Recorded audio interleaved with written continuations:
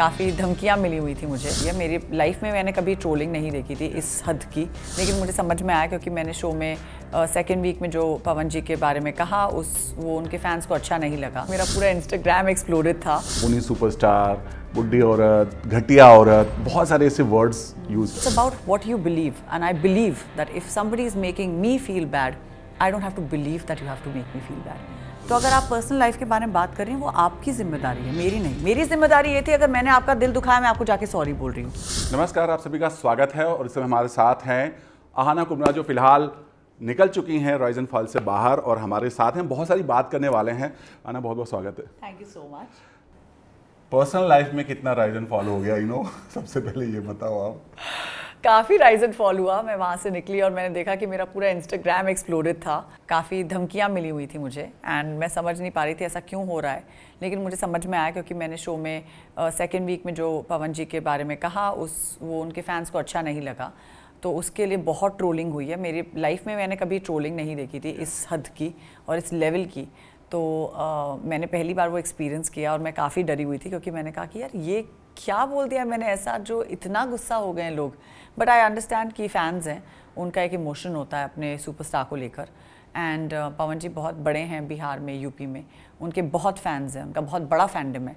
तो अगर मैं कुछ भी उनके बारे में बोलूँ तो लोग उनको मुझे को बुरा भला कहेंगे।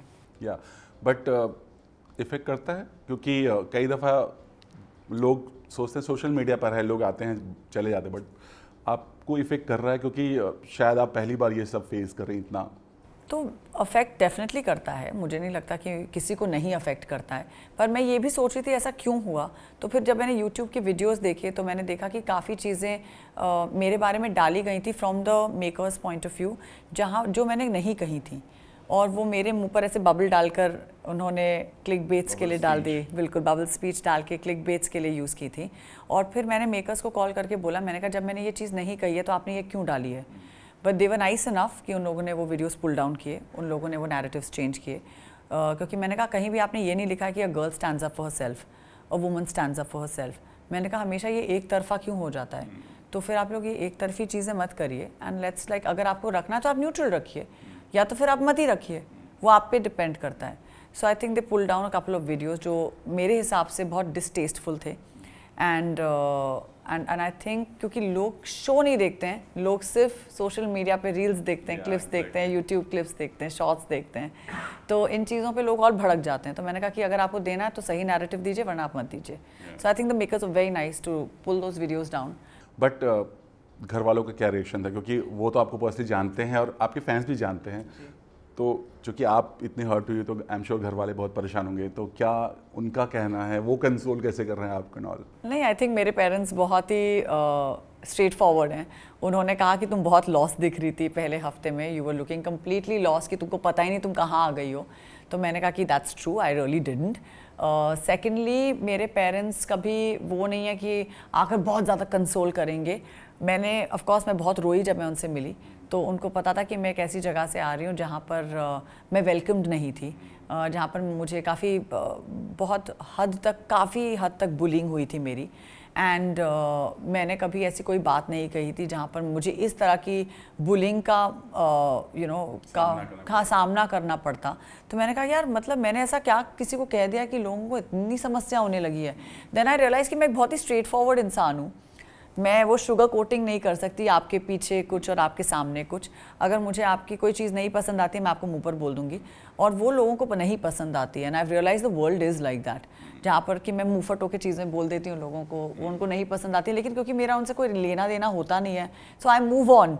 बट आई डेंट रियलाइज़ कि लोग कैसे उस चीज़ को लेकर अपने जहन में रखते हैं, उस चीज़ को फिर कितना बड़ा बना देते हैं, फिर एक नफरत का माहौल क्रिएट कर देते हैं। हाँ, फिर मेरे कैंपेन शुरू हो जाता है। मैंने कहा अच्छा ये सब भी होता है। तो क्योंकि मैंने कभी कोई रियलिटी शो देखा नहीं है, कभी किया नहीं था, मैंने देखा तक नहीं है कोई रियलिटी शो, तो ये मेरा पहला अनुभव था जहाँ पर मैं एक रियलिटी शो देख भी रही थी और उसका एक हिस्सा भी थी। और कई बार मैं एक ऑडियंस बन जाती थी क्योंकि मैं देखती थी कि लोग कैसे हैं, अभी इसने इसको दोस्त बुलाया था, अभी पलट गए, तो वो मुझे थोड़ा फनी लगता था। मैंने कहा ये क्या चल रहा है यार यहाँ पर, आप सडनली दोस्त हैं सडनली। हाँ, मैंने कहा सब गेम के हिसाब से। मैंने कहा बाप रे, शायद दुनिया ही ऐसी है। आपने बोला मैंने ऐसे बहुत सारे शब्द बोले नहीं जो आपके ऊपर ब्लेम किए गए। एक आपने एक शब्द बाली के साथ जो आपकी फाइट हुई थी, आपने एक शब्द बोला था कि बेकार आदमी, राइट? उसके बदले में आपको इतने सारे चीज़ें बोली गई, एक तो औरतों का पुनी सुपरस्टार, बुढ़ी औरत, घटिया औरत, बहुत सारे ऐसे वर्ड्स यूज़ किए। अब आपने जब उस वीडियो को देखा, आपको कितना गुस्सा आया, या फिर आपको बिल्कुल कुछ मतलब लगा नहीं, छोड़ो यार क्या है? नहीं, मेरा हमेशा से मानना है जब हाथी चलते हैं कुत्ते बहुत होता है। तो इट्स नॉट लाइक कि बाली को मैंने कोई अच्छी चीज़ कही थी। मैंने बाली के बारे में जो कहा उस समय मुझे नहीं कहना चाहिए था, और उस बात को लेकर मैंने सॉरी बोला है उनको। एंड आई थिंक बाली काफ़ी आउटस्पोकन है एज अ पर्सन। उनको हर चीज़ के बारे में अपना एक पॉइंट ऑफ व्यू रखने का शौक़ है। वो वैसे ही हैं, बहुत बहुत ज़्यादा आउटस्पोकन है। उनके अंदर जो लहजा है वो थोड़ा दिल्ली टाइप का भी है, क्योंकि वो वहीं से आते हैं। लेकिन मुझे लगता है कि मैंने जो चीज़ कही उसके लिए मैंने सॉरी कह दिया। उन्होंने आज तक पलट के मुझे सॉरी नहीं कहा है।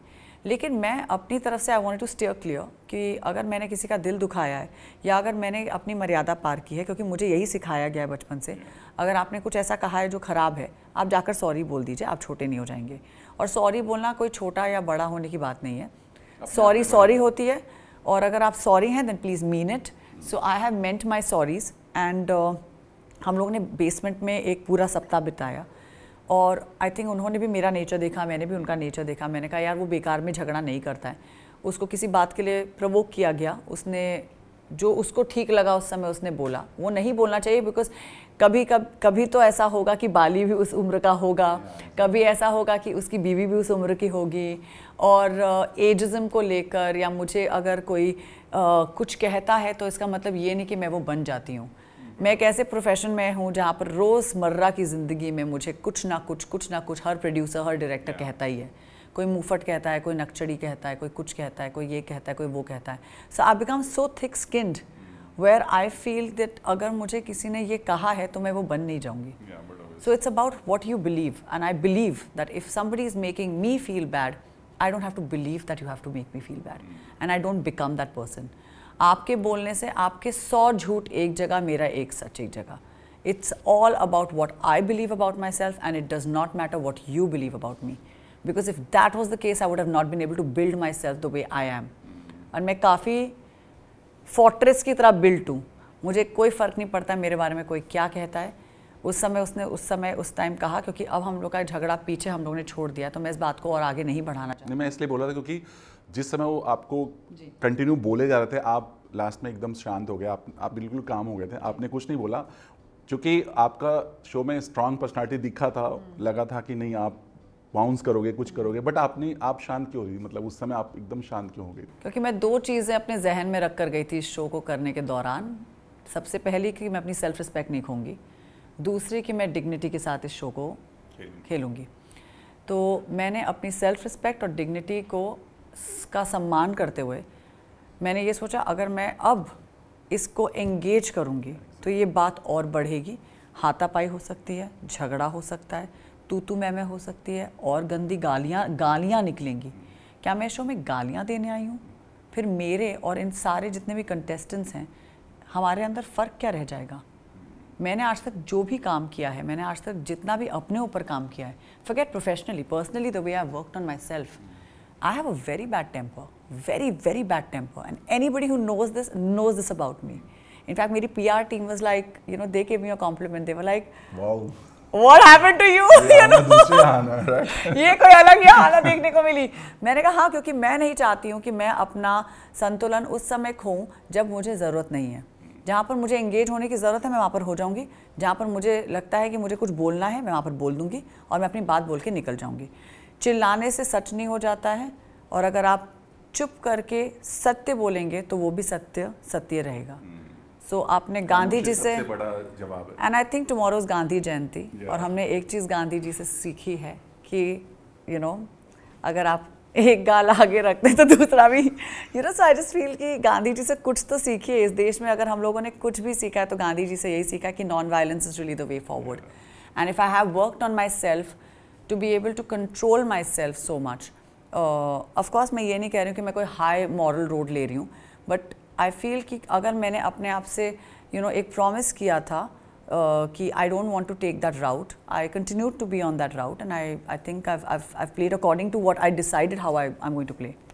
अब चाहे उनको बुरा लगे, भला लगे, मैं अच्छी लगूं, बुरी लगूं, उसका मैं कुछ नहीं कर सकती हूँ। चलिए, अभी तो आपके मन में कुछ नहीं है बाली को लेकर, बट शो के बाहर अगर आप दोनों का आमना सामना हो जाएगा तो, क्योंकि आपने तो माफ कर दिया है, उन्होंने सॉरी आपसे नहीं बोला है, तो क्या लगता है बात होगी या क्या बाली शादी पे बुलाएगा कि नहीं? बाली की शादी होने वाली है, इनफैक्ट हम लोगों ने उसका लंबा चौड़ा हनीमून आइटिनरी भी डिस्कस किया था। No, it was all fun. It was all fun. I think like it was nice to get to know him. Yeah.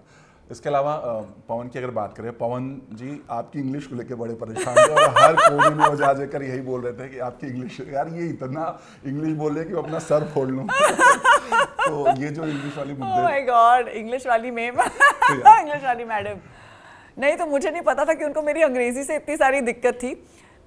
देखिए, हम एक रियलिटी शो में आए हैं, मैं कोई किरदार नहीं प्ले कर रही हूँ, ये मैं हूँ, जो मैं हूँ असली लाइफ में वो मैं हूँ।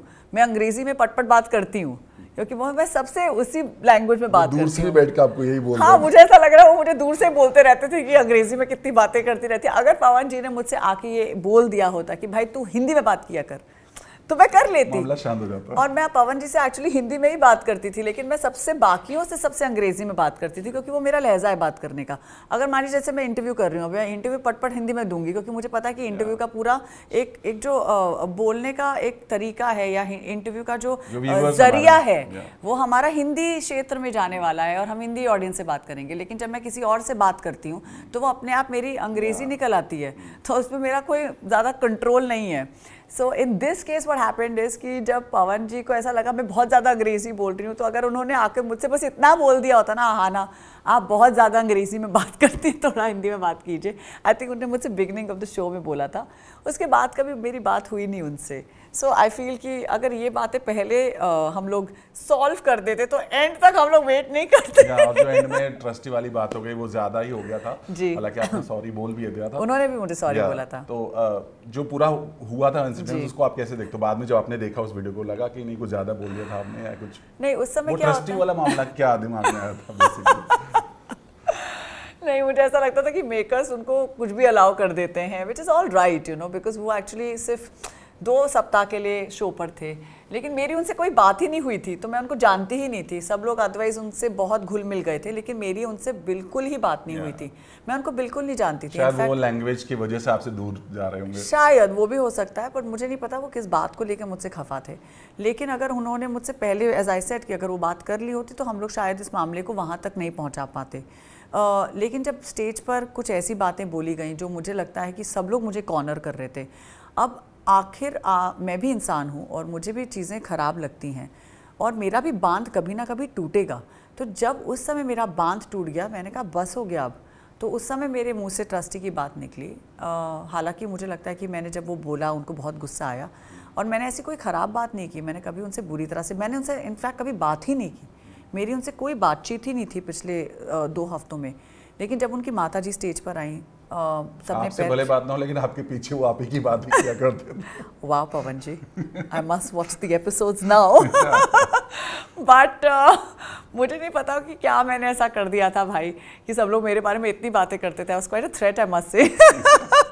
बट जब उनकी माता जी स्टेज पर आई और जब मैंने उनकी माता जी के पैर छुए तो उनको वो बात अच्छी लगी। और मुझे लगता है कि माफ़ी मांगने से ज़्यादा जो माफ़ करते हैं वो बड़ा होता है।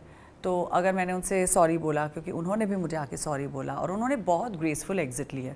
और मैं हमेशा ये कहती हूँ, ये मैं पिछले आई थिंक काफ़ी अपने इंटरव्यूज़ में दोहरा रही हूँ और अब मेरे जहन में वो बात और भी ज़्यादा पक्की हो गई है कि 15 कंटेस्टेंट्स थे हम, 14 कंटेस्टेंट्स में से एक अकेले कंटेस्टेंट थे जिन्होंने मुझे आके सॉरी बोला है और मेरे बारे में उन्होंने चीज़ें बोली हैं, लेकिन उसके बाद उन्होंने आके सॉरी बोला है। और मैंने वो बात बिल्कुल नहीं अपने जहन में डाली है कि इन्होंने मुझे ये कह दिया तो अब मैं इनका सॉरी नहीं मानूंगी। किसी ने आपसे दोस्ती का हाथ बढ़ाया है, अगर आप वो हाथ काट देंगे या अगर आप वो मौका ही ना देंगे किसी को दोस्ती का हाथ बढ़ाने का, तो आगे बात कैसे बढ़ेगी। इसी तरह जब मैंने बहुत से लोगों को जाकर सॉरी बोला है, क्योंकि मुझे पता है कि मेरी ज़िंदगी इस शो के पहले थी, इस शो के दौरान है और इस शो के बाद भी है, और मैं नहीं चाहती कि कल मुझे सड़क पे कोई मिले या किसी इवेंट पे कोई मिले और मैं उनको ना देख पाऊँ। यहाँ तक कि मैंने धनुश्री को भी जाके सॉरी बोला और उन्होंने मेरे बारे में काफ़ी चीज़ें बोली हैं मेरे पीठ पीछे, और वो बात अच्छी नहीं है क्योंकि वो आपको बुरी लाइट में दिखाता है, मुझे नहीं। It's not on me, it's on you. अगर आपको ऐसा लगता है कि मैंने आपके बारे में कुछ कहा है जो मैंने नहीं कहा है, लेकिन अगर आपको लगता है कि मैंने वो कहा क्योंकि आप कान की कच्ची हैं, आप सबकी बातें सुन रही हैं, आप भी अपने बारे में काफ़ी चीज़ें कह रही हैं शो पर जो आपको नहीं कहनी चाहिए। लाइफ की बातें बहुत, तो अगर आप पर्सनल लाइफ के बारे में बात कर रही हैं, वो आपकी जिम्मेदारी है, मेरी नहीं। मेरी जिम्मेदारी ये थी अगर मैंने आपका दिल दुखाया, मैं आपको जाके सॉरी बोल रही हूँ। बट आपका वो रील बहुत वायरल जिसमें आपने बोला था कि ये सब लड़कों के साथ खेल रही है। अच्छा, वो वायरल हुआ था, हो सकता है, बट मैंने उनको जाके सॉरी बोला है। मेरे बारे में भी उन्होंने बहुत अनाप-शनाप, इनफैक्ट आई हैव हर्ड उन्होंने मुझे पागल भी बुलाया है। तो अगर आप मुझे लेबल दे रहे हैं, अगर आप मेरे पीठ पीछे ऐसी बातें कर रहे हैं और आप मुझे ये चीज़ें बोल रहे हैं, it's easy to put another woman down also. And मेरा जो बॉडी ऑफ वर्क है उनके बॉडी ऑफ वर्क से बहुत अलग है। मैं जो काम करती हूँ उनके काम से बहुत अलग है। तो ऐसा कुछ नहीं है कि मैं उनसे ईर्ष्या रखती हूँ या मुझे उनसे कोई लेना देना, क्योंकि मैं उनको इस शो के पहले भी नहीं जानती थी और शायद इस शो के बाद भी ना जानूँ। तो जब मेरी आपसे कोई बातचीत ही नहीं है, जब मुझे आपसे कोई लेना देना ही नहीं है, मुझे आपसे कुछ तकलीफ़ नहीं है, तो आपको मुझसे ऐसी क्या तकलीफ़ हो गई कि आप सॉरी के बाद आप जाकर ये बोल रही हैं? आप पवन जी को अपना दोस्त बोलती हैं ना, पवन जी से कुछ तो सीखिए। इतने उनकी अगर मैं बोलूँ तो वो मेरे आज आंखों के सामने बहुत महान है, क्योंकि उन्होंने इतनी अच्छी चीज़ की है। उन्होंने कुछ बोला, मैंने कहा ओके आई एम सॉरी, हम लोग ने एक दूसरे को गले लगाया and we moved on. The matter has been forgotten, let's move on, and that is the actual basis of this show. Let's move on to the next thing because that's how life is. जी, और धनश्री की जो bonding है उसे आप कैसे देखती हैं? बहुत वायरल वो भी हो रहा है क्योंकि अच्छा। उनकी बिंदी, उनकी साड़ी, सब कुछ बहुत हो रहा है। तो आपको कैसा लगा? उनकी दोस्ती आपको कैसी लगी? It must be quite sweet. It's quite sweet. मैंने एक्चुअली देखी नहीं है ज़्यादा, पर पवन जी, मैंने कहा ना, जो वो है, वो जो उनके दिल में है वो उनकी ज़बान पर है। वो कोई चीज़ अपने दिल में नहीं रखते। ये एक चीज़ मैं उनके बारे में सब समझ गई हूँ। तो अगर उनको कोई पसंद आता है, वो दिल के साफ़ हैं, काफ़ी साफ़ हैं, और जो हैं वो हैं, और बेबाक हैं, और बेधड़क अपनी चीज़ें बोलते हैं और बेझिझक बोलते हैं। वो उनकी तरह नहीं है कि यहाँ पर कुछ और फिर वहाँ कुछ और।